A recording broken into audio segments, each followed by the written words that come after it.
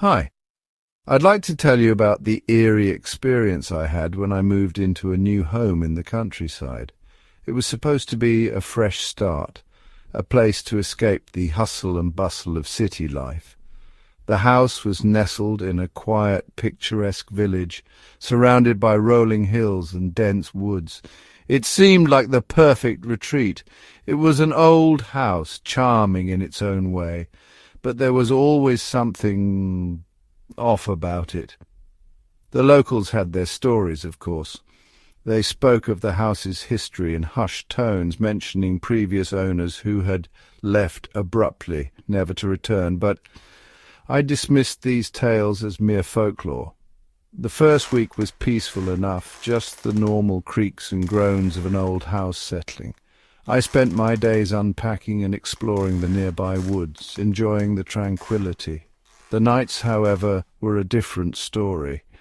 The house seemed to come alive after dark, with shadows that danced on the walls and strange noises that echoed through the halls.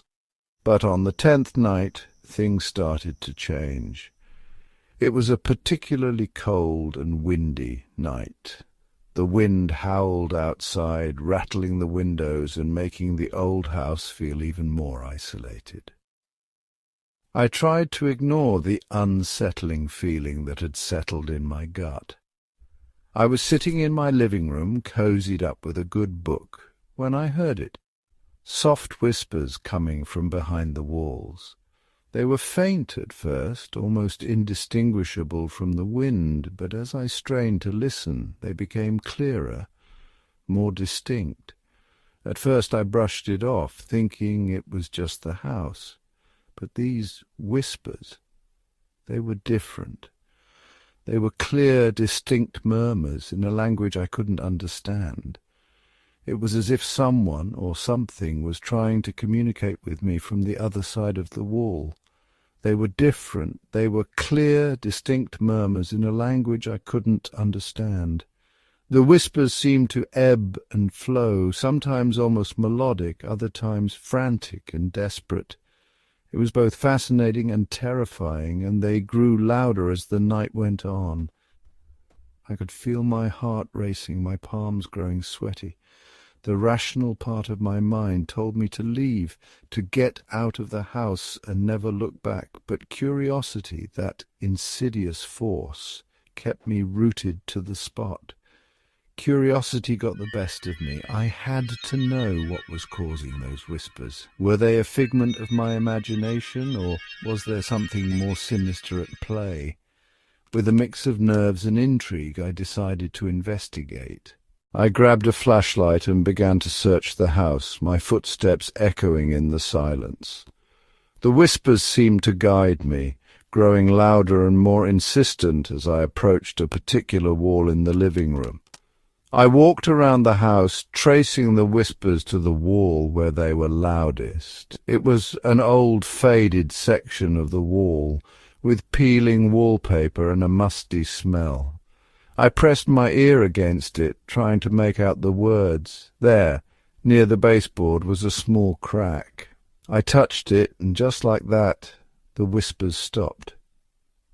The silence was deafening, and for a moment I wondered if I had imagined the whole thing. My heart pounded in my chest as I backed away. I felt a cold sweat break out on my forehead. The house seemed to hold its breath as if waiting for my next move, but then I saw it, a shadow moving past the door at the end of the hallway. It was fleeting, barely more than a flicker, but it was enough to send a jolt of fear through me. I never figured out what was behind that wall, but every night since then the whispers have returned. They come and go, sometimes soft and soothing, other times harsh and demanding. It's as if the house itself is alive, with secrets it refuses to reveal. Sometimes they're almost comforting, like a lullaby in the dark. They lull me to sleep, wrapping me in a cocoon of sound that feels strangely protective. Other times they send chills down my spine. I can't leave. The house has a hold on me, a grip that tightens with each passing day. Something about that house holds me there. It's as if the whispers have woven themselves into the very fabric of my being, making it impossible to break free. And I've come to realize, whatever is behind those whispers, it's been there long before I arrived. The house has a history, a past that is as dark and twisted as the shadows that lurk within its walls. Maybe it's a spirit tied to the house for eternity, a restless soul that cannot find peace, forever bound to the place it once called home. Or maybe it's something else entirely, whatever it is.